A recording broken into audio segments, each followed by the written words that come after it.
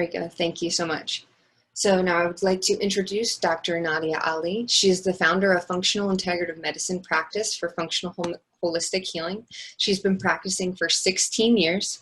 She's board certified in internal medicine specialty, board certified in integrative holistic medicine, board certified in the American Board of Integrative Medicine, a fellow of the College of Physicians, of the American College of Physicians, a member of the Institute of Functional Medicine, and she has certificates in the areas of nutrition, mind-body, Ayurveda, and Chinese medicine. And you can learn more about her certifications and her practice at www.theholistichealing.org. Thank you so much, Kathleen. So now I want you to know Frank. Frank Roski is a patient of mine, and I've had the honor and the privilege to be part of his healing journey. He is one of the most intelligent men that I know, and the way he started his journey was with certain questions. And I think it's important for us to know his story, because not only is it inspiring, but it basically tells us how a functional approach can actually reverse chronic diseases. So let me introduce Frank to you. Frank is BS in German and Business from Penn State. He is also a Bachelor's in Science and Mechanical Engineering from Lafayette College. He's a third degree Reiki Master Practitioner. He's a licensed real estate agent, entrepreneur, real estate investor, and Forex trader.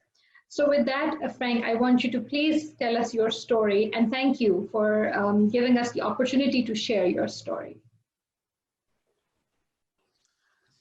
Well, thank you, Dr. Ali, for that kind introduction. Thank you. My story starts actually in 2019. Prior to 2019, I've never had any diagnosed physical problems that I can point my finger to or could remember. In January of 2019, however, I had during the holiday season, was right after the holidays, early January, a very severe anxiety attack, accompanied by dizziness, imbalance, and a racing heartbeat, high blood pressure. It was a very frightening experience, and one that I've never experienced before. It was so frightening that that evening we called the ambulance, and I was driven over to the hospital because I felt like I was dying. That's how frightened I was. I wanted to just crawl out of my body. It was so bad. At the hospital, I was diagnosed that evening after a number of tests with hypertension, that I was also a pre-diabetic, that I possibly had cardiac issues because of my family's medical history. Both my parents had had heart issues. My dad had 5 bypasses. My mother had valve replacement surgery.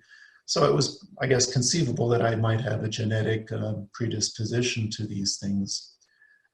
I was prescribed high blood pressure medication that evening, encouraged to see a cardiologist to see whether I actually had a family issue going on. I was kind of disappointed by what the doctors at the ER were telling me, that once I'm on blood pressure medicine, I would be on it the rest of my life. That was discouraging that evening, and I was sort of discouraged by the whole event. And over the next several weeks, I rejected that path of treatment, and I thought to myself, I'm going to try a different path. So I increased what I was doing already in my life. I'm a yoga practitioner, and I do meditate, but I rededicated my life to doing more of that and doing it with more focus and with awareness. So I did that over the next several months, and the symptoms did subside. So I was quite happy with that. I actually got off of my medications. I thought I had the problem licked, that I had solved this on my own. Unfortunately, in January, about a year later, this January of 2020, I had a second episode, and this one was even worse. Again, extreme anxiety, extreme fear, the same symptoms of elevated blood pressure and heart racing, sweatiness, shortness of breath, even sounded like COVID symptoms. It was quite frightening, to be sure. Again, I went to the ER because I didn't know where else to turn in the moment. And again, the same diagnosis was given to me, that I had hypertension and possibly heart disease, and that I should see a cardiologist.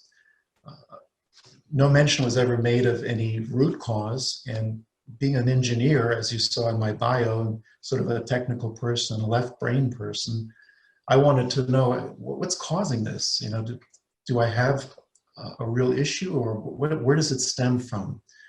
So I started to do some research online to try to find a doctor that would help me discover the root cause.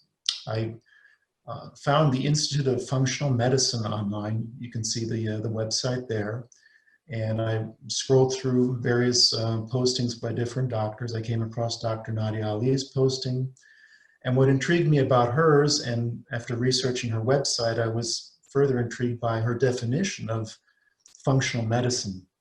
And that's really what drew me to her and drew my attention to her practice. Functional medicine, according to her definition, is a personalized approach to the identification of the root causes of disease and the empowerment of individuals to heal themselves. That was really exciting to me because I felt like I had some control over my health and over my path towards curing myself. It's too often we go to doctors and we feel like we're just, you know, in the system, but we don't have any real power over the situation ourselves. And this is very different with Dr. Ali. The doctor discovered my unique causes to the anxiety problems and the blood pressure I was having. It turned out that I really didn't have a blood pressure issue. My blood pressure came in spikes, and it was not all the time. So that was a key factor in Dr. Ali's diagnosis, that there was something else going on, that I really didn't have blood pressure issues per se. It was something else. And through a battery of tests, blood tests and urine tests, she found out that I had leaky gut and an irritated bowel. I've actually had what's called SIBO, which is small intestinal bacterial overgrowth. And I was dumbfounded, surprised by this diagnosis. I didn't think that's what would show up. However, looking back over my life, certainly at least several years before this diagnosis, I do have to admit that I did have problems with digestion of certain foods, especially dairy. I had problems with gas, intestinal gas, again with dairy and certain other foods. So it probably was going on for a number of years, and I just didn't recognize it. And that was the big surprise. Through further tests, Dr. Ali discovered that, again, the root cause of these issues, the gut and the SIBO, was even deeper. So we drilled further into the truth, and that was that my problem really was mold toxicity and other toxicities such as mercury, which probably came from my tooth fillings, as well as heavy metals and a number of petrochemicals that are floating around in my body. I really don't know where they came from, to be honest with you, but they are there, and these toxicities are actually causing the leaky gut and the irritated bowel.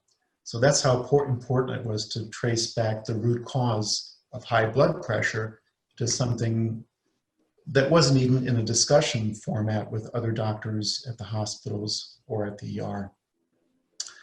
Once the root cause was discovered, Dr. Ali empowered me to heal myself through various changes in my diet, in my lifestyle, and then healing the gut biome, and basically killing the bad bacteria that had developed over a number of years and replacing it with a good bioflora.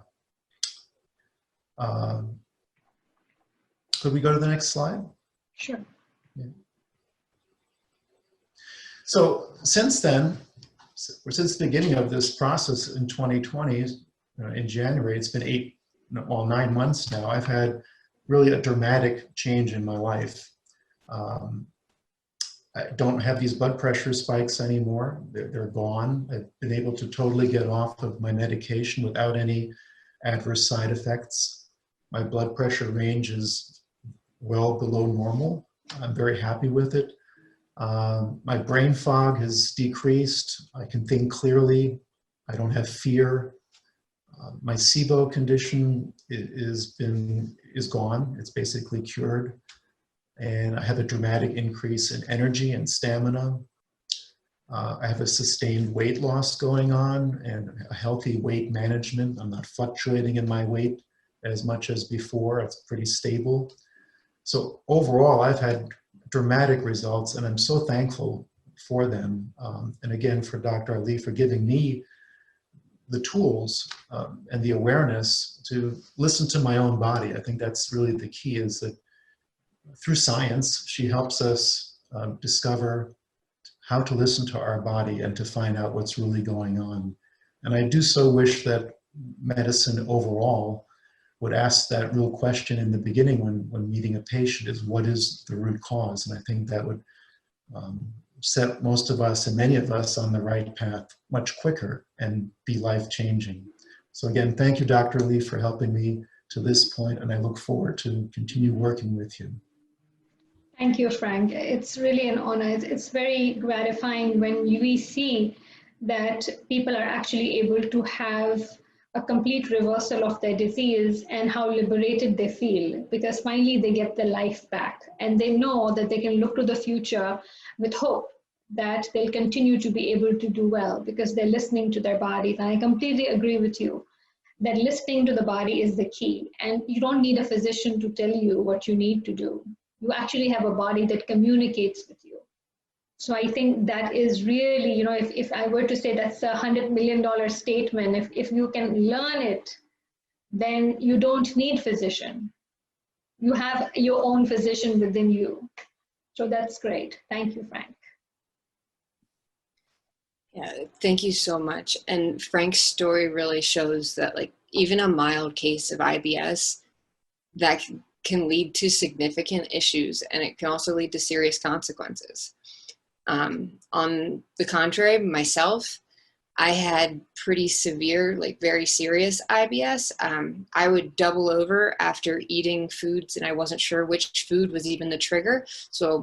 And I had severe nausea, and I was actually struggling with just to function and attend work, which brings us to Dr. Ali. Why are we discussing irritable bowel syndrome today? So I think that 35 million Americans actually suffer from IBS. So it's a huge number of people who are suffering. Unfortunately, only 3.3% are diagnosed. And if you can look at Frank's story, I think Frank didn't know that he had IBS really, till all of that started happening. And most of us don't know that that's happening with us because we have had those symptoms for so long that we think it's normal. But what happens is that we keep on having diagnosis after diagnosis. So we would have high blood pressure, we would have anxiety, and we keep on taking pills for those diseases, not realizing that there's a direct connection between what's going on in the gut and what's going on in the rest of the body. So that is about 40% of people who have mild IBS. And then we have the 35% who are moderate symptoms and 25% with severe symptoms. So these are the people who completely have no life because they're either running to the bathroom all the time, they feel bloated all the time, they have significant constipation, which is so bad that they have to use enemas. And so if you look at the consequences of something which is just IBS, a lot of times people say, oh, it's just IBS. It's not just IBS. If you look at Ayurvedic medicine, if you look at Chinese medicine, a Chinese practitioner or an Ayurvedic practitioner, the first question they will ask you, even if you go and tell them you have foot pain, they will ask you what's going on with your gut. And you may think that why am I being asked that question? But the truth is that over 90% of illnesses are directly connected to the gut.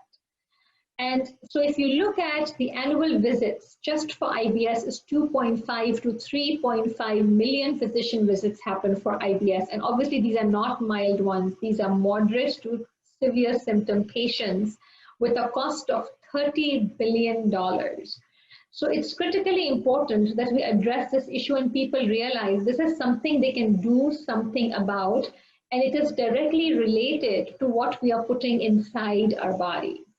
And that is precisely why we're having this session, to raise awareness that IBS is not just digestive tract issue. What is the conventional definition of IBS, and what are the limitations of the conventional definition of IBS? So if you look at the conventional definition of IBS, IBS can be divided into 4 categories. So they say that if you have more than 25% constipation, and again, the question would be, what is constipation? Everybody defines constipation differently. Somebody will say, oh, I always go twice a week. I had a patient who said he only goes once a week, but that's his normal. Is that constipation or not? So most of the time, people don't even know how to define constipation. Then there is a diarrhea, IBS-D, which is if you have more than 25% of time diarrhea, then you'll be IBS-D.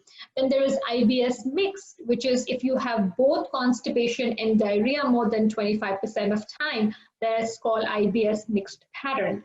And then the last one is IBS-U or IBS unspecified, where you have less than 25% constipation and less than 25% loose or watery bowel movements.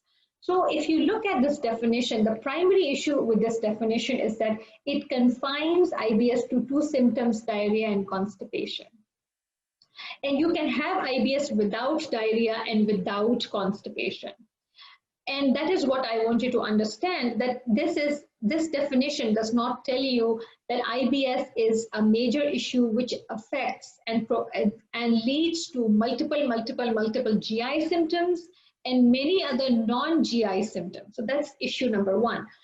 Issue number 2, like I said, it's not only just that it affects all the systems of the body, but it is affected by all systems of the body as well. So you cannot treat IBS as just confined to the gut. What happens stays there. No, it is affected by everything else that's going on in the body. Number 3, this definition does not tell us what is the problem with the patient. So you could have 2 patients with IBS-C or IBS-D or IBS-M, and they would have completely different root causes. So you cannot put everybody in these 4 groups, because that is really not going to help the situation. And last but not least, it does not identify the severity of the disease, which is critically important. Like I said, for the mild ones, it's okay. But for the severe ones, I mean, those patients suffer a lot. And unfortunately, because it's not technically a life-threatening condition, nobody really pays attention to them. They think it's not a big deal, it's just IBS. But these are the people who have no social life, because clearly if you have to go to the bathroom, if you're constantly passing out, it's very difficult to have a social life. You cannot have work if you're doubling over with pain, or your stomach comes out as if you look pregnant after every meal. It's very hard to have a life with that. Your relationships actually suffer, and some of these issues are so chronic, they're so long-term, that even the family starts to kind of stop having empathy with the patient, because it looks like this is never ending. And so it's really a huge problem, and none of that you can tell from the definition of IBS. You mentioned constipation and diarrhea. What are the other symptoms experienced by patients with IBS? So in addition to constipation and diarrhea, there is gas and bloating. There is belly pain, which could be severe. Stool urgency, if you have to rush to the bathroom. I had a patient, I just feel so sorry for this woman at the time when she was experiencing these symptoms. She used to actually carry a big bottle and gloves, because her job was travel job and there was urgency. So she couldn't just stop somewhere, and so she had to, if she cannot find a bathroom, she has to figure out a way to be able to poop. So you can imagine how this woman lived, at that point in time. There's mucus in stool, undigested food in stool, anal spasms. Randomly, you feel your anus is kind of starting to contract. Nausea, vomiting, gurgling sounds from the stomach. If you can hear that, that's a problem. Foul smelling stools. Reflux and heartburn can be a separate entity, but in a lot of cases, you will find reflux and heartburn in patients who have IBS. So those are all the symptoms that you can get. And this, what I'm describing, is just gut symptoms. We haven't gotten to what is called the non-gut related symptoms related to IBS.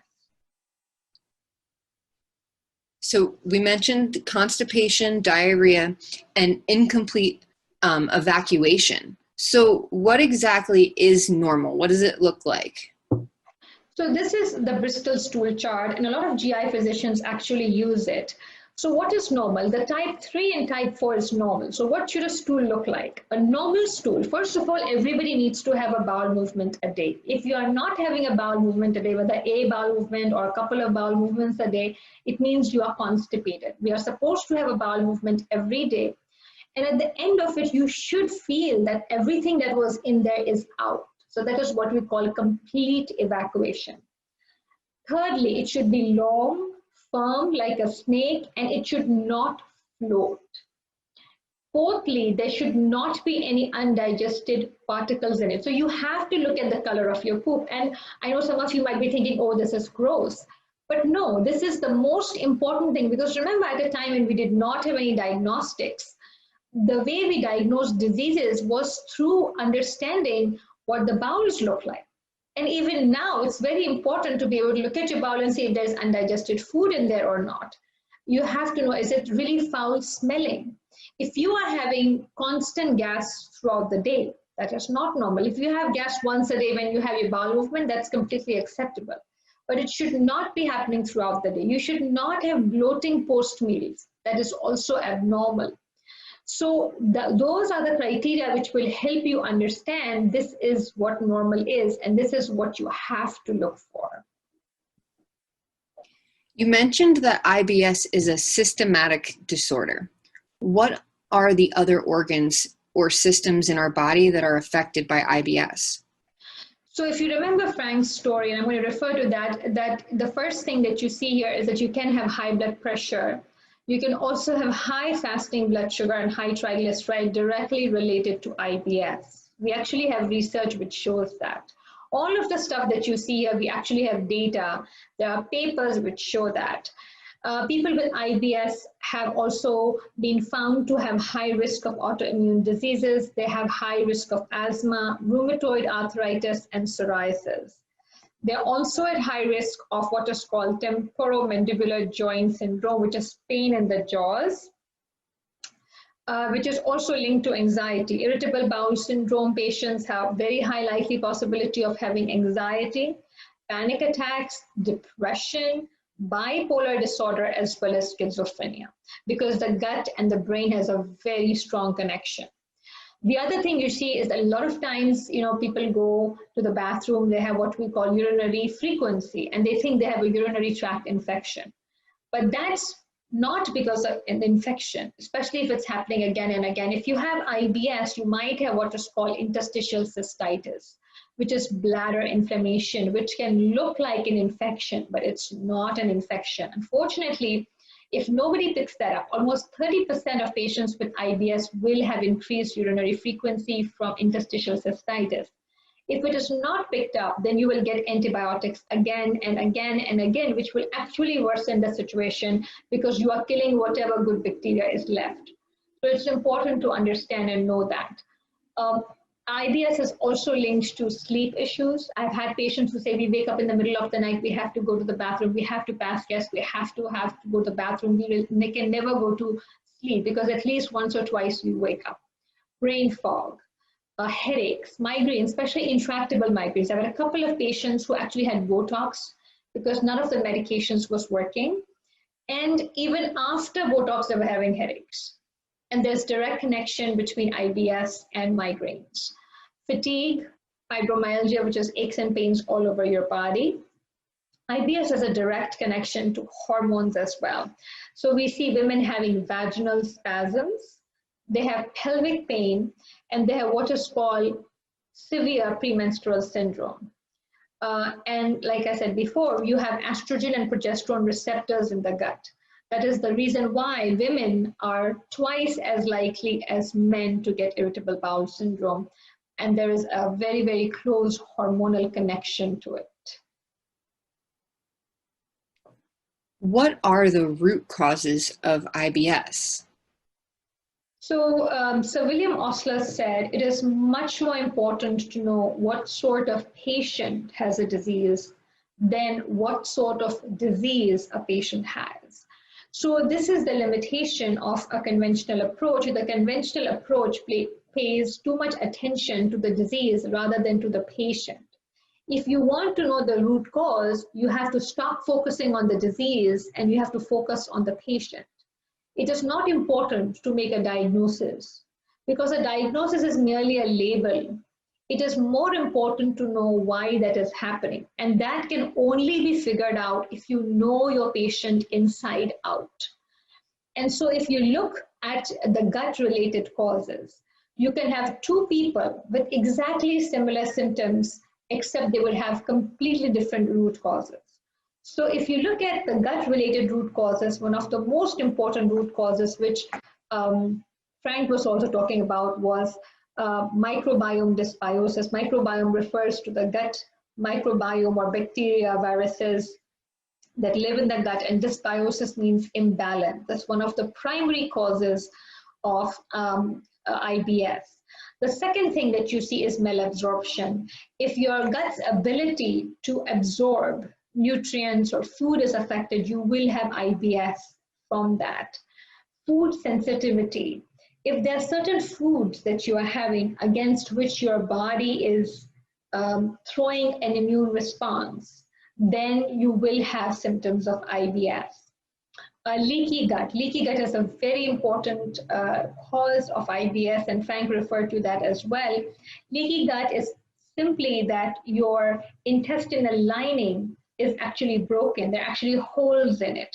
And because there are holes in it, that bacteria and toxins and viruses can actually enter the bloodstream. And then they can cause a lot of damage because now there's nothing to stop them from getting inside the body, while previously the intestinal wall was actually stopping them. Motility, movement. So there is something called MMC, it's migratory motor complex. It's actually a group of neurons which are extended all the way from the esophagus down to the anus. And these are the neurons which are responsible for allowing the movement of the digestive tract. So when you eat a food, slowly and gradually the movement keeps on happening. It makes the move forward and then ultimately lands the food in the anal area in the form of the stool. But if you have a problem with that complex, whether if your motility or movement is increased, then what you have is diarrhea.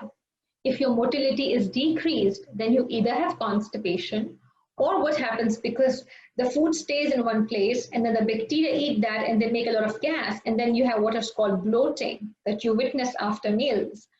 And if the movement goes in the opposite direction, then you have what is called nausea and vomiting. So that is another reason why we find IBS is directly connected to the motility. The systemic causes of IBS are, number one, stress. Whether you call it stress, anxiety, depression, all of those are directly linked to IBS because, like I said, the brain and the gut constantly communicate with each other. We also know that, that those who have had traumatic experiences either as a child or as an adult are more likely to have IBS. And that is a connection between the brain and the gut. If there are nutritional deficiencies, that can also lead to IBS, because remember that if you have nutritional deficiencies, your immune system is not going to work, which means your ability to get rid of bad bacteria is going to be compromised. And then, of course, if you have gut issue, then you have even lesser nutrients. So you can actually get into a vicious circle where you have nutrition deficiency causing IBS, IBS causing further lack of nutrients, and then you keep on going back and forth. Inflammation, a very important cause of IBS, and inflammation could be anywhere in the body. Inflammation could be because you have an underlying infection like mold, Lyme. We actually have data which shows mold toxins can cause leaky gut. If you are exposed to toxins, and I think, and the toxins can be medications too. Or if you have other toxins, like Frank was talking about, metallic toxins like mercury, or you have non-metallic toxins like petrochemicals, those can also cause leaky gut, and those can also cause IBS. Immune activation. So there are certain cells in our body called the mast cells. The mast cells release histamine. And so if you have immune activation, meaning your immune system is activated more than normal, then it's going to throw a tantrum anytime something will enter the gut. It will not be able to differentiate between who's the friend and who's the enemy. And that can also lead to IBS. And last but not least, as I had mentioned, hormones play a very important role in IBS. So all of those are factors which are outside the gut and can cause IBS. You mentioned microbiome and how important a role it plays in IBS. Can you tell us more about the human microbiome? So we're talking about more than 100 trillion species of these little creatures, and there are more than 3 million genes. So if you look at, if we have one gene, for every gene that we have 360 genes of the bacteria, which basically means that we are more bacteria than humans, because we carry more of their genes than we carry our genes. And there is a reason why we carry those genes. It is because of those genes that a lot of functions are carried out in our body. If we don't have those, then we cannot really function. So it is what we call a symbiotic relationship, which means that we are interdependent. We work for them, they work for us, and they work for each other too. So it's like a group of friends living together, and each brings something to the table. And because this relationship is symbiotic, any breach in that relationship is going to completely off-balance the entire system. So you can actually say that it's a new organ that we have found out that we carry in our body, which weighs almost 2 to 6 pounds. And they're everywhere in our body. It's very interesting that we now have found bacteria even in the stomach, where there is acidity, quite a lot of acidity in that stomach, and we have found bacteria there too. So they are in the nose and the skin and the sinuses and the vagina and the urinary tract, but most of them are located in the gut. So if you look at, when we talk about microbiome, most of the time we say bacteria, but it's not just bacteria. There are also viruses, there are also fungi, and there are also parasites, and they're all good. So not all fungi are bad, not all parasites are bad either. You know how people say, if there's a parasite, you have to kill it. No, you don't have to kill it. Because in certain conditions, like one of the very important conditions, inflammatory bowel disease is an autoimmune condition of the gut, where we actually insert bacteria in humans, and that actually helps achieve remission of disease. And there's actually papers about it. So not all parasites are bad. And so we need all of the good people, good bacteria, good fungi, good viruses, good parasites to come together, because they can all play a very important role in helping us lead a healthy life.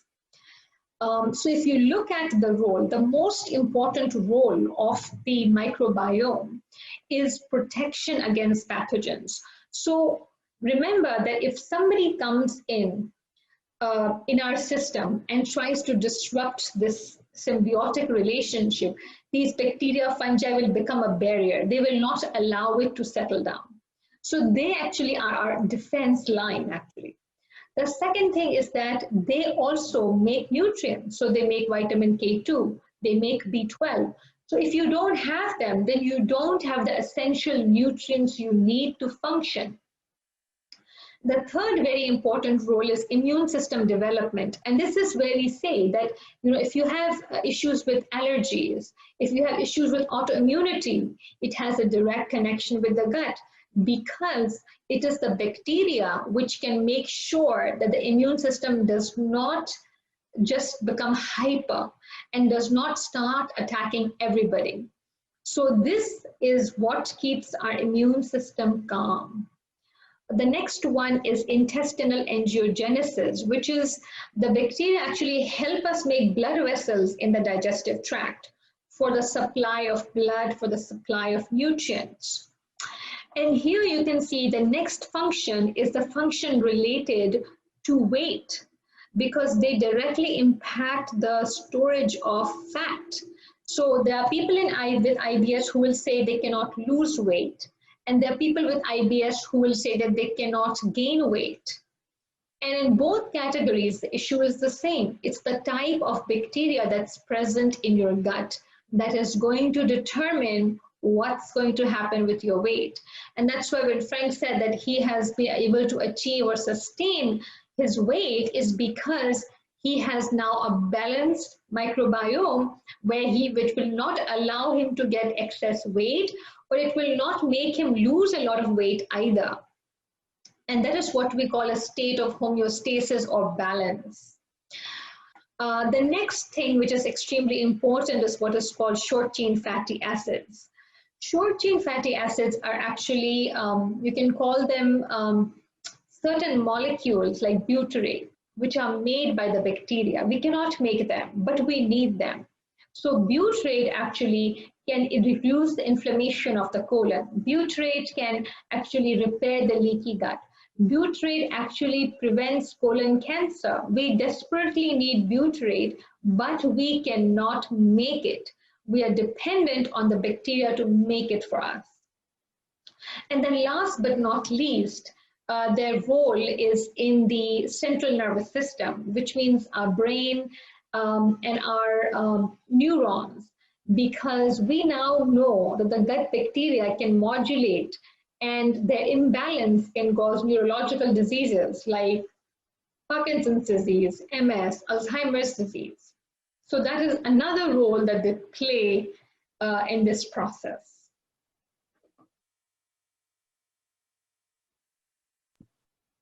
So if you have microbiome dysbiosis or imbalance, what can happen? One of the things that Frank referred to is SIBO, small intestinal bacterial overgrowth. So small intestine is an area where most of our digestion and absorption takes place. So if you have bacterial overgrowth in that area, obviously you will not be able to have the nutrients. You will not be able to digest and absorb your food. There is also another new thing that we are finding, which is called SIFO, which is small intestinal fungal overgrowth, which can also happen. The other thing is that you might have bad bacteria in your colon. You might have bad fungus or candida, and then you can also have bad parasites. All of those can cause what is called microbiome dysbiosis or imbalance leading to IBS. You mentioned leaky gut. Could you tell us a little bit more about leaky gut? So I think this picture is a really good picture because it shows you that this is a normal gut. And what you see here, you see these are what we call tight junctions. This is what we call the security. Nobody is able to come through here inside the bloodstream. The only way to enter the bloodstream is through this area. This is called the brush border. The characteristic property of the brush border is that it will only allow completely digested food to enter, otherwise it will not allow it to enter. If you see here, this is what we call leaky gut, which is basically inflamed, and you can see there is no security at all. This is completely open to anything that wants to enter can actually enter. It could be undigested food, it could be bacteria, and the inflammation is so high that you can see the cell has actually broken down. And so it's basically an open area. There is really no security whatsoever. And if you see here, the result of all of the passage of these bacteria and toxins is that there's inflammation. So you create inflammation. Your immune system gets activated because the body is getting signal that there is an enemy that's entering the body, and that enemy is coming all the time because you have leaky gut all the time. So imagine if you press the 911 button all the time. Now the body is in a state of chaos all the time because it's constantly attacking. It's attacking everything that's coming its way because it's being asked to attack. There is increase in the hormone called cortisol, which is a hormone of inflammation. There is also an issue with the production of neurotransmitters. So remember, neurotransmitters are the chemical messengers in the brain and the nervous system. And when you have leaky gut, you are either not able to produce the right neurotransmitters like serotonin, dopamine, or you produce certain ones in an excess. The result is anxiety, depression, brain fog. There's, of course, impaired digestion and absorption. Obviously, I mean, if you are getting undigested food, I mean, clearly you will not get any nutrients from that. And that obviously leads to nutritional deficiencies. So it's pretty clear that leaky gut can cause a host of issues, which can then cause consequences associated with IBS. You mentioned that leaky gut can cause malabsorption. Can someone have malabsorption without leaky gut? Yes, definitely. So if you look at malabsorption, you know, your malabsorption issues can happen without leaky gut. And the first and foremost thing here is inadequate mastication. If you are not able to chew food, you know how we are used to standing up and eating? This concept of fast food, I mean, that's the craziest concept that we could have, that we accept it. That you are standing, sometimes you're sitting, some people are in the car driving and eating their food.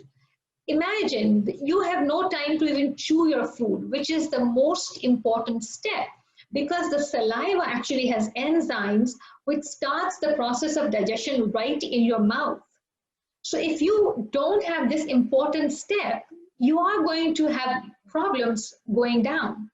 Number two, very important, this is where I have been burnt myself as a physician, is you know, most people are not paying any attention to the breath in their mouth. You know, if somebody says they have bad breath, or they say they keep on having, you know, bleeding in the gums, or they have pain in the gums, that is a sign of gingivitis. So basically what happens, all day long, you are swallowing your secretions. All day long, you are sending all of these bacteria inside your gut.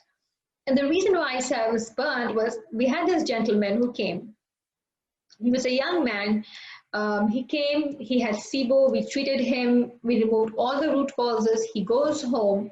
We saw the test before, after, everything perfect. We said, yes, you're ready to roll out, we don't need to come.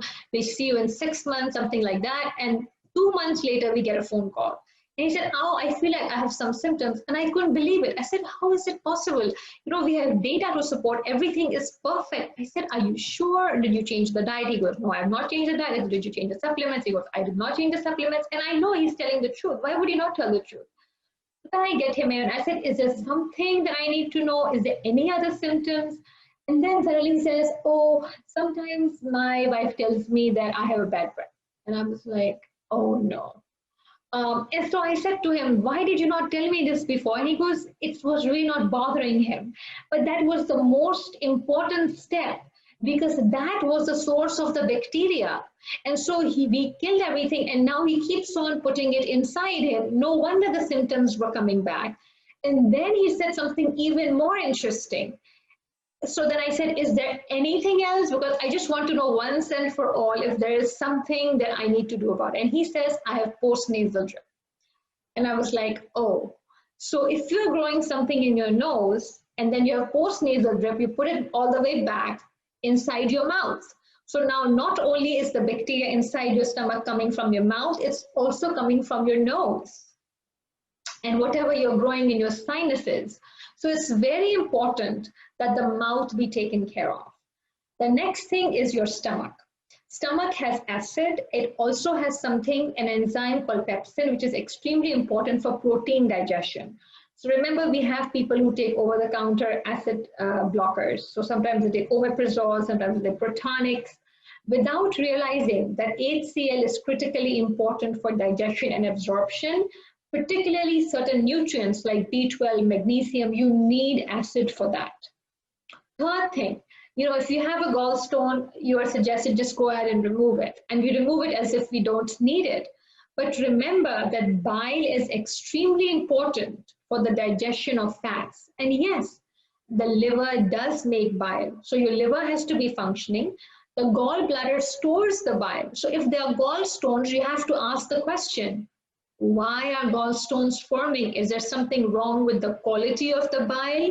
Is there something else going on which is affecting my bile? And so that is very important for fat digestion. And last but not least, pancreatic enzymes are needed for digestion of fat, carbohydrates, and proteins. So if you have any issues with your pancreas, for example, if somebody says, I have diabetes, and I have I have inadequate insulin, then you have to think, if the pancreas is not releasing insulin, is it releasing the enzymes, or is that affected too? So you have to have a functioning pancreas in order to be able to complete your process of digestion and absorption. So all of those things can affect digestion and absorption. You mentioned that hormones can lead to IBS. What hormones are involved with IBS? So the most important hormone I mentioned was the cortisol, which is the hormone of inflammation. The second one, very important, is thyroid. Thyroid hormone affects literally every single part of the body. The third one is insulin, which is the hormone which regulates blood sugar. And blood sugar regulation is extremely important. If you have abnormal blood sugar regulation, you are going to have issues with IBS. Estrogen and progesterone, directly connected because we have receptors in the gut. Actually, the bacteria can affect estrogen, and estrogen can affect the bacteria. So it's a two-way relationship between the two. And so those are the hormones which are implicated. So how is IBS diagnosed? So if you, when we talk about diagnosis, then you have to look at what do you do from the gut standpoint and what do you do from the non-gut standpoint. So if you look at the gut, the first thing we do is we do the pH test because we want to see if you have adequate acid in your stomach. The second thing we do is the SIBO test. You know, it's a breath test that we do because we want to look at how much bacteria is sitting inside the small bowel. The third test we do is the stool test because this is the large intestine. And by doing the stool test, we can actually tell what type of bacteria are sitting there, whether you have inflammation there, do you have malabsorption there, all of that we can tell by those tests. In addition, we do a leaky gut test, which is a blood test. We also do a food sensitivity test. We have to assess your liver function. We have to make sure you have an intact gallbladder, or at least we can address that. And we want to make sure that you have a functioning pancreas. Non-gut related diagnosis would include assessment of inflammation, hormones, nutritional evaluation. We want to see if you have a history of mold or Lyme disease. We want to look at what kind of toxins you have been exposed to, including medications. We have to look at oxidative stress, which is basically production of free radicals. And we also want to see what's going on with the histamine and or mast cells. So those are all the things that we have to assess when we're doing an evaluation of IBS to know all the root causes associated with IBS. So here is a breath test. You can see this is a young girl whom I saw. A beautiful young girl. She was almost 22 years old. When she came to me, she weighed less than 100 pounds. And she had been to a lot of GI physicians. And the first question she had for me after she gave me her whole story, she actually was hardly eating anything because she was having diarrhea like 10 times a day. She said, Dr. Ali, am I going to live? Which was like shocking to me that she's only 25 years old. But I could understand why she was so frustrated. She didn't know what to do. She couldn't hold a job because of her diarrhea. And she was extremely fatigued. And if you see here, this is her SIBO test. This is the food entering the esophagus. So this is a breath test, and we are looking at two things, hydrogen. This is the blue line is hydrogen, and the black line is methane. So you're looking at hydrogen level and methane level, and you can see here you still have, this is the small intestine, and here it becomes large intestine. So right here you can see there is a spike in hydrogen, a direct indication that she has SIBO. We worked with her, such a nice person. I think she did really well. She was one of my very compliant patients. And right now she's married and she's a teacher, and we're very happy for her. And this is her test, you know, post. And you can clearly see that this is perfect, no issues. So I think that that's again a SIBO test. So after we treat, anytime we treat something, we have to do a repeat test because we want to make sure that even if symptoms are not there, actually are the bacteria there or not. So that's the SIBO test.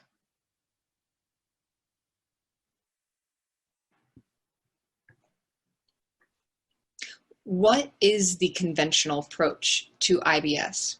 So the conventional approach for IBS basically looks at symptomatic treatment. So how do you treat symptomatically constipation? They start with fiber. Fiber can actually have adverse consequences in some situations, particularly if you have a lot of bad bacteria, because bacteria love fiber. Fiber is the food for bacteria. Laxatives. A lot of times when you have constipation, fiber does not work. Fiber especially backfires in people who have motility or movement issues.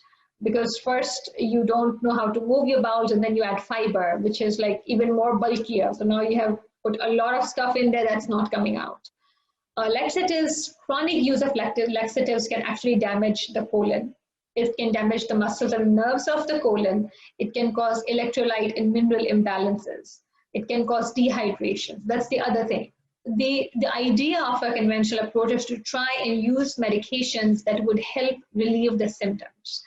But the problem is that if you have to use this once in a while, that's okay. But if you're using it chronically, then you're not going to be able to ever get out of the situation. It's only going to be a temporary fix. And there'll be a time when whatever you're using, like if you're using laxatives, there'll be a time when laxatives will stop working. So then you'll say, okay, now next level of laxative. And now we're going to go to enema. And now we're going to go to this. But that will just continue. Last but not least, PPI or acid blockers I talked about. Unfortunately, these are available over the counter. And I think that's really a huge mistake. I'm not sure how this was allowed, but there are people who are on chronic acid blockers. And if I were to tell you the adverse consequences of these acid blockers, PPI, you would be shocked. It's interesting that if people were to know this, they would never, ever even go close to it. So the PPIs have directly been linked, and this is all the literature that we have. We have data about this. We have research papers on it. They cause nutritional deficiencies. They can actually cause kidney damage. They increase the risk of fractures. They actually increase the risk of stomach cancer.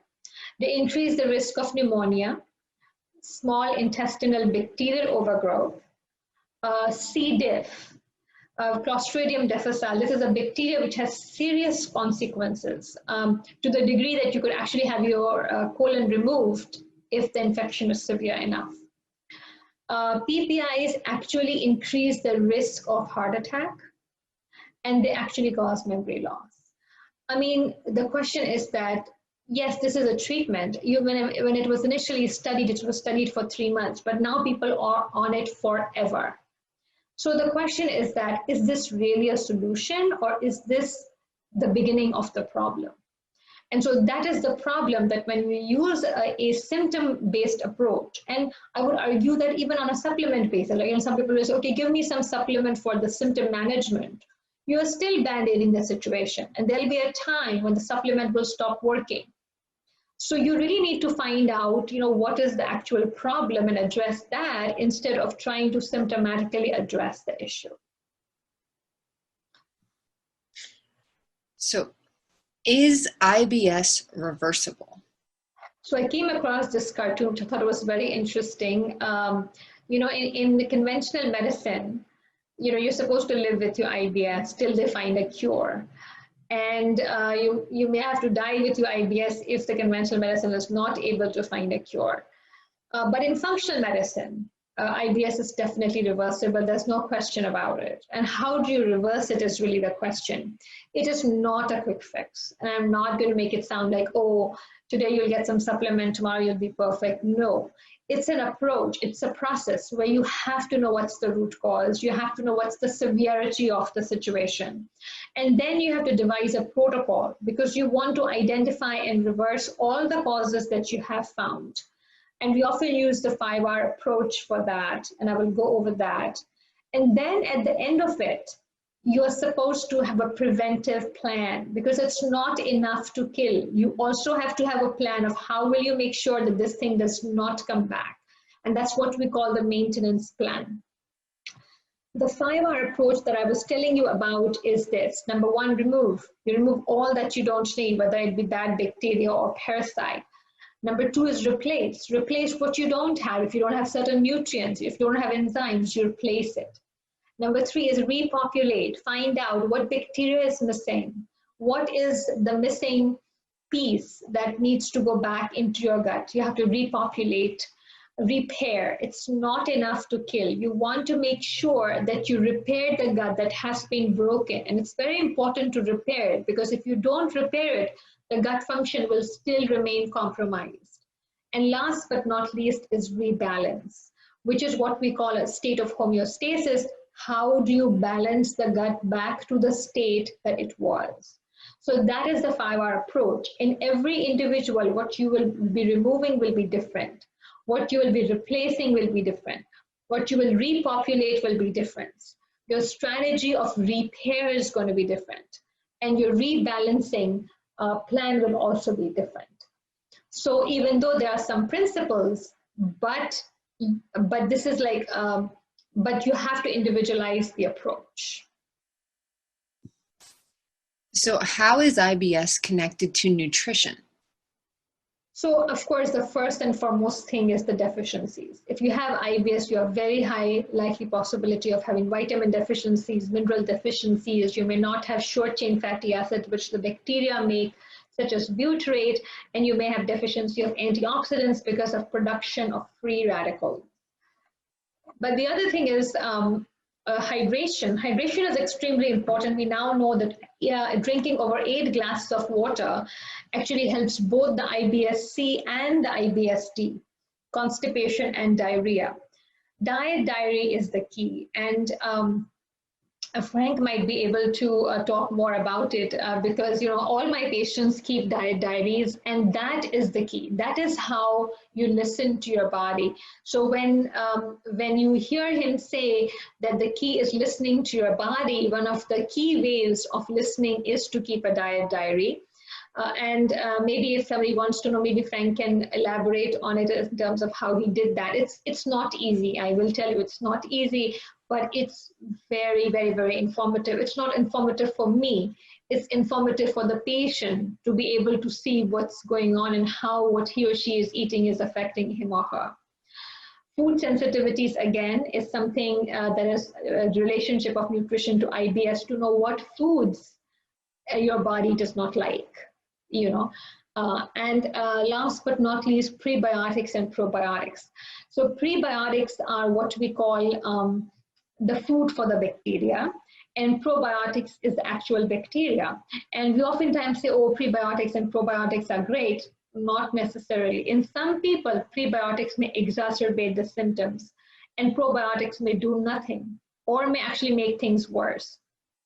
So you have to know, who do you need to give prebiotics to? It's not for everybody. And what kind of probiotics you want to give, because it will depend on what type of bacteria you have. So again, prebiotics and probiotic foods can also be consumed, but you need to know, who do you want to give this food to? If you are feeding the bacteria and most of the bacteria are bad bacteria, then do you want to feed them is the question. And if you have a very high amount of bad bacteria and you put that patient on probiotics, there's going to be adverse consequences, because now there's a fight that you have initiated.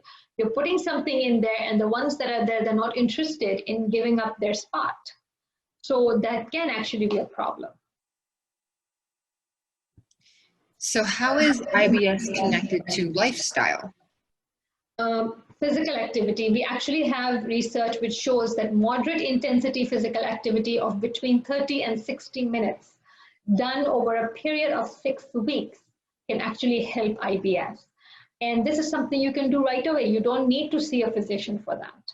Stress. If you have stress, you have anxiety, you have depression, if you control those things, you will automatically see your IBS symptoms will get better, because we know there's a direct connection. Sleep. We know that people who have sleep disturbances are 1.6 times more likely to have IBS. Why? Because we heal during sleep. Everybody needs to get 8 hours of uninterrupted sleep. That's the time we heal.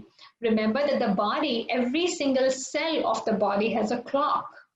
And then we have a master clock right behind here. And every hormone and every enzyme is released by the exact time. Similarly, there's a time for us to rest.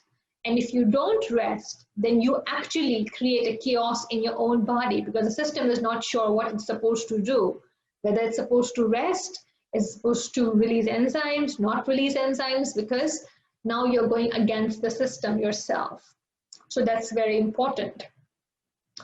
I would definitely say that if you're on alcohol or caffeine, then I would ask you to taper yourself off of those, because alcohol directly causes bacterial overgrowth. It can cause imbalanced bacteria. Direct connection between alcohol and leaky gut has been found. It can cause immune system activation, meaning it can create an immune system activation, which means that your immune system will become so active it will start responding to even your friends, meaning even the benign stuff that's coming through the gut will have adverse consequences, and you will have symptoms from that. Alcohol is directly toxic to the liver and directly toxic to the pancreas, two key organs that we need for digestion and absorption. Caffeine. There are two issues with caffeine. The first issue is that caffeine directly affects the motility of the gut, which we don't necessarily want to activate in people who have IBS-D or diarrhea. And secondly, caffeine is processed by the liver. So you don't necessarily put extra load on the liver that's already struggling in people who have IBS. So those are the things that you can try and taper off and help yourself. So in conclusion, IBS is completely reversible using the functional approach. IBS is a complicated disease that affects not only the digestive system, but impacts many different organs and systems with severe and serious symptoms. The root cause of IBS can either be related to digestive systems and/or other organs and systems. The functional approach identifies and addresses all the root causes associated with IBS, along with a maintenance protocol to prevent further future reoccurrences. So next webinar will be a whole body approach to obesity, and that will be on October 24th at 4 p.m. So please put it in your calendars and please register as it's required, and the seats are limited. We will be covering what are the different body types, what's the connection between hormones and obesity, how does stress and trauma affect the body weight, what causes emotional eating and food cravings, how inflammation is connected to weight gain, what is the role of gut bacteria in weight management, fitness, sleep, sauna, fasting, and meal planning for weight management. So we'll be touching on all of those topics. And if you have any questions, or if you have any of your challenges that you're having pertaining to losing weight, please feel free to submit questions or anything you would like to Dr. Nadia Ali with the email that's provided, email@theholistichealing.org. So I'm going to go ahead and look at some of the questions. So feel free to put them in the question and answer section. I do see a couple already. Okay. Why does SIBO treatment fail? So we see people who have multiple rounds of antibiotics and they still fail the SIBO treatment. Either the symptoms never go away, or if they go away, they come back. And there are a couple of reasons for that. The first one, like I said, if you have not addressed the root cause, if you have not identified the reason why the issue is there, the reason can come back, the bacteria can come back because they have a reason to come back. That's number one. Number two, if you have an immune system which is weak, you are going to have reemergence. That's why immune system strengthening is one of the most important things in SIBO treatment. The third and very important thing to understand is that the bacteria that are in your gut, it's not one bacteria. When you're treating urinary tract infections, single bacteria that you treat. If you treat pneumonia, you treat single bacteria. In case of SIBO, there are many different types of bacteria, and they're very smart. So they develop resistance very quickly. If you do one round of antibiotic, most likely they're resistant to it by now. So second round, third round, you can do as many rounds as you want. They have figured out how to take care of themselves. So it will not work. And that's why it's critically important that you don't use your weapons. You do not show your weapons to them till you have absolutely weakened them to the degree that you know that they will not be able to resist you. So when we have people with SIBO, they say, oh, Dr. Let's start the treatment right away. And we tell them, no, you're not going to start right away, because if you want to wage a war, then you have to have a strategy. You have to be very clear how you're going to attack, what weapons you're going to use, and you will attack at the right time. You will not just go ahead and start running towards your enemy, because this is not any enemy. This is a very smart enemy. And so you have to work with it in a very smart manner. And if you do that, then you will be able to overcome the issue. What was the treatment for SIBO? Is one of the questions. So there are many, many ways to treat SIBO. And the most important thing, like I said, is to know what has already been used. So you can treat SIBO through antibiotics, and you can treat SIBO through non-antibiotic or through botanicals. But like I said, the killing of the bacteria should not happen until and unless you have identified and removed all the root causes.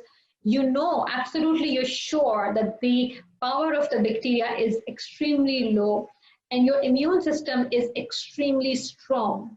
Until and unless those things are taken into account, you cannot start your SIBO treatment. Next, if you're going to treat SIBO, you need to know what we call sensitivity of the bacteria. What bacteria is the primary bacteria that you're trying to kill? Because there might be one or two bacteria which will become prominent. Is there fungus along with the bacteria or not? Because then the protocol will change. So depending on what you're trying to kill and what it is sensitive to and what weapons have been used in the past, depending on that, you will come up with a strategy as to what you want to use now. So it's not a simple matter like, oh, you have urinary tract infection, just takes the Proflox for 5 days. And that's it. So that is not how it works. That is precisely why a lot of times rifaximin, which is the antibiotic often used to treat SIBO, actually fails. So when treating SIBO or Candida, so is a healing crisis expected when we treat Candida or SIBO? I have treated a lot of cases of SIBO, and that's actually a myth that there's going to be a healing crisis. In 97 to 90, so of 100 people, 97 to 98% people will not have a healing crisis at all. 1 to 2% will have a healing crisis which should not last for more than 24 to 48 hours. If it lasts for more than that, then you really have to stop because there's something else going on.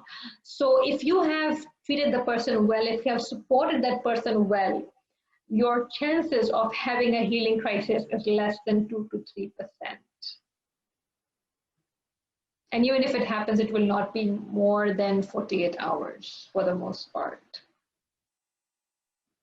So what is the difference between IBD and IBS? IBD, inflammatory bowel disease, is an autoimmune disease. That's a much worse case scenario than IBS. And yes, IBD is also reversible, but it's a very different approach. The approach that you take for IBD is very different than the approach you take for IBS. So if you have to pick, if you are given the choice of pick one, I would go with IBS anytime, because that's not autoimmune. And we have a question about Frank's story, it seems. So what about his symptoms pointed you to IBS? I assume you got him a GI map. He didn't have any gut symptoms? So basically, Frank, you want to tell about what symptoms that you were having for the GI symptoms? They want to know what GI symptoms you were having at the time when we kind of diagnosed you with. Well, excessive gas production for almost a lot of different foods, but like I said before, dairy was, I guess, the primary one. That was a problem. And I had problems, with the stool. I mean, irregular stool, not having bowel movements on a daily basis. Those were I think the primary, but I didn't have, the doubling over of pain. I didn't have that sort of issue. So yeah, stool test, I mean, we don't do GI map. GI map, unfortunately, is a worthless test. Any test which uses DNA is worthless, because what happens is it will tell you everything that you have ever had in your lifetime. So there are people, I have had patients who came to my office, they ran to my office because they were so worried because the GI map picked up H. pylori. And now they're like, oh, we have H. pylori and this and that, and we need to get treated. And doctor, let's just go ahead and treat. And I said, no, this is GI map. How do I know this is active or not? I'm not going to just treat you because GI map said. And when we looked for active H. pylori infection, there are ways to look for active H. pylori. They did not have active H. pylori. And if you can have H. pylori, could be just a colonizer. It could just be in your gut without causing any problem. So you're not supposed to treat that.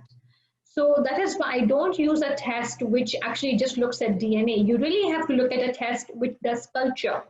Any test which actually uses stool culture, and especially a 3-day test, is a better test. And in that test, the best thing is microscopy. A pathologist looking at your stool to look for parasites and fungus. That's the most important thing that you want to look for in a patient who has IBS issues, a very trained pathologist who can actually pick up stuff, and culture, of course. So is there a test for the fungi?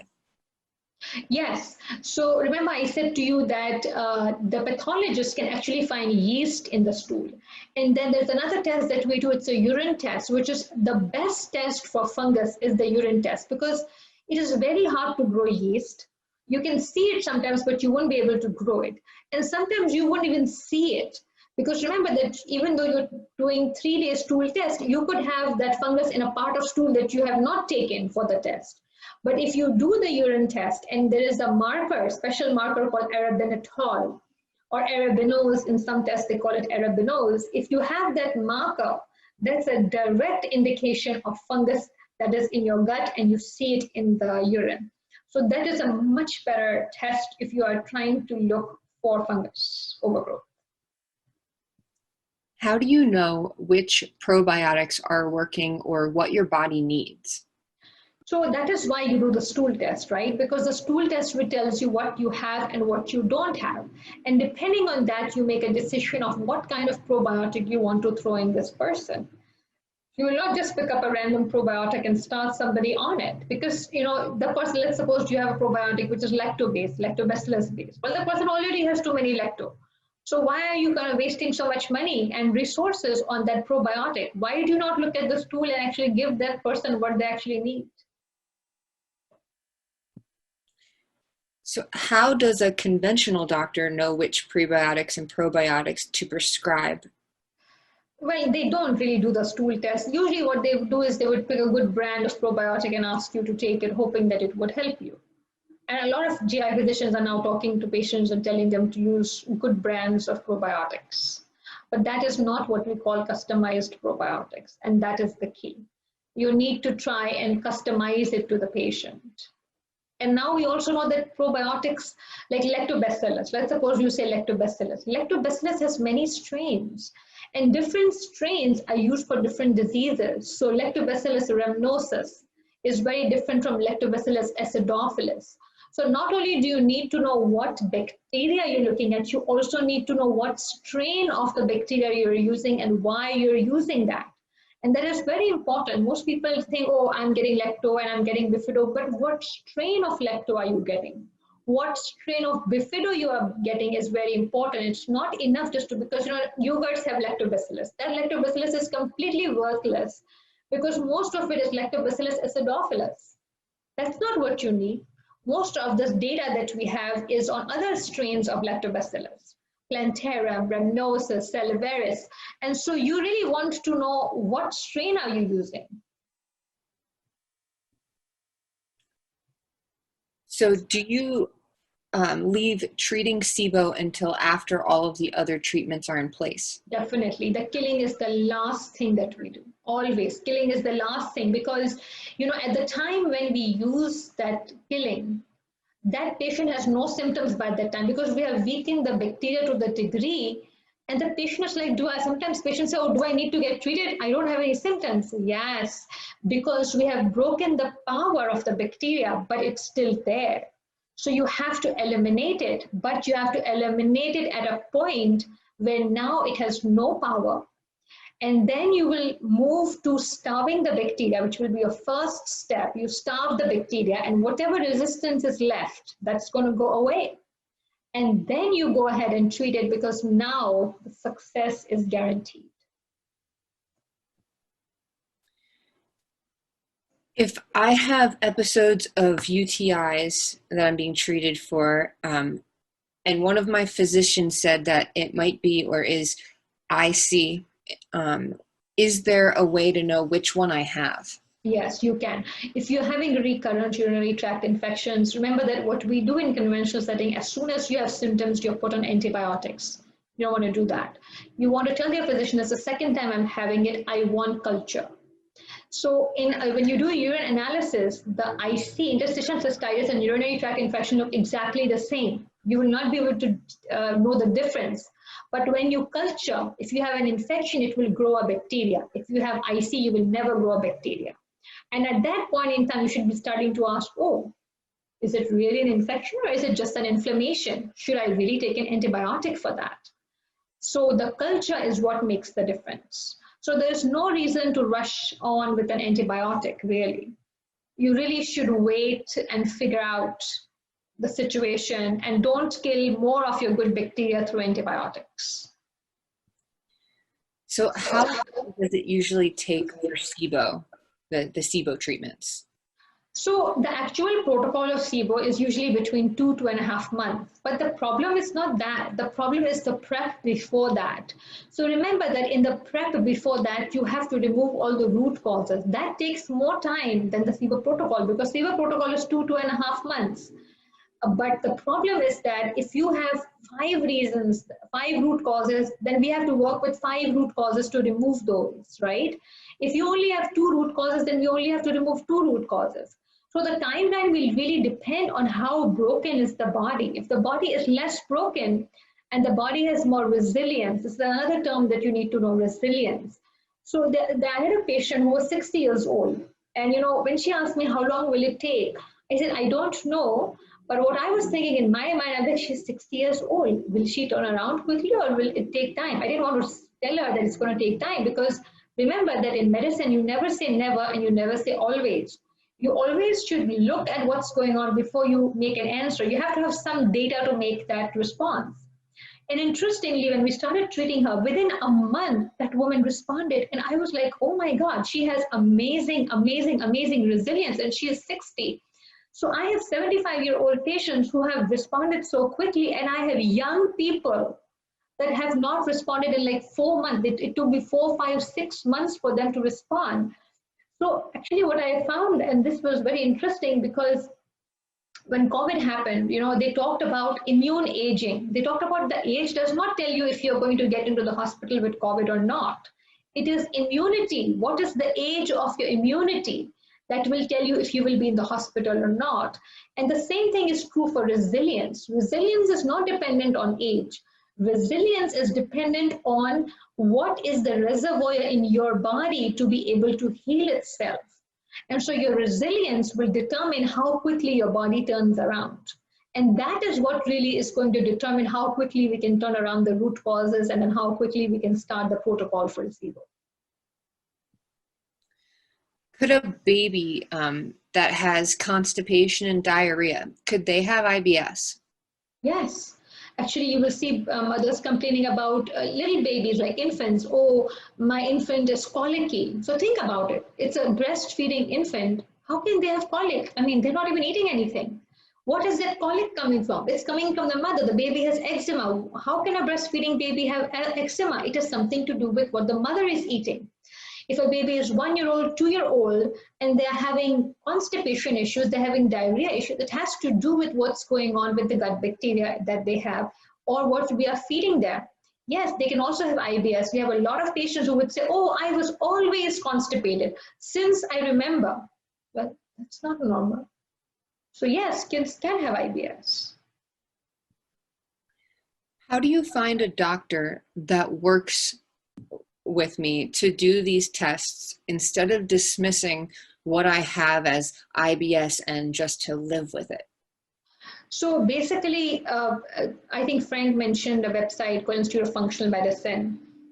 You can definitely go on that website and find a physician who have a functional approach and can help you with reversing your IBS. I think that would be a good idea. You know, we work virtually with patients as well, provided that you can come at least once to our office once a year for treatment. Or if you want to find something local, you can just put your zip code and function IFM would tell you what are the list of doctors in your area and you can find somebody. Unfortunately, the conventional primary cares and gastroenterologists have no idea what you're talking about. And so it's not that they have any bad intentions or anything like that. It's just they're not trained in it. And functional physicians are trained in it. So you want to find somebody who's trained in the area that you want to seek help. And hopefully you'll be able to find somebody nice who can help you. So this will be our last question. Do you do all the tests that you've mentioned on all of your patients, or does it depend on the symptoms? No, we do not do all the tests on all the patients. I mean, that is what you call finding, that would actually make things worse because something will come back abnormal. A physician who does, you know, like this is one of the issues with conventional medicine. If you have a problem, they do a CAT scan of chest, abdomen, and belly and pelvis, and then something will turn up and then they'll start running after it. That's not the way you diagnose a case. You have to know what you are looking for. Then you do a test to confirm whether it's there or not the other way around. You don't try to find an abnormality and start running after it. So when we ask you to do certain tests, we have a reason, and that reason is from your history, from your exam, from your lab results. We can't just do all tests in everybody. How would that help the situation? It would actually make the situation even worse because we might be starting to look at something abnormal which may not even be a problem. So no. We are supposed to focus on tests from your history. And that's why I said that instead of focusing on the disease, you focus on the person. And what does focus on the person mean? Focus on the person means that you only do tests that are relevant to the history of that person. And then you go from there. Thank you so much for everyone in attendance, and it has been a pleasure, and everybody staying to the finish. Thanks so much, and we look forward to seeing you on October 24th. Thank you all. Thank you, Frank.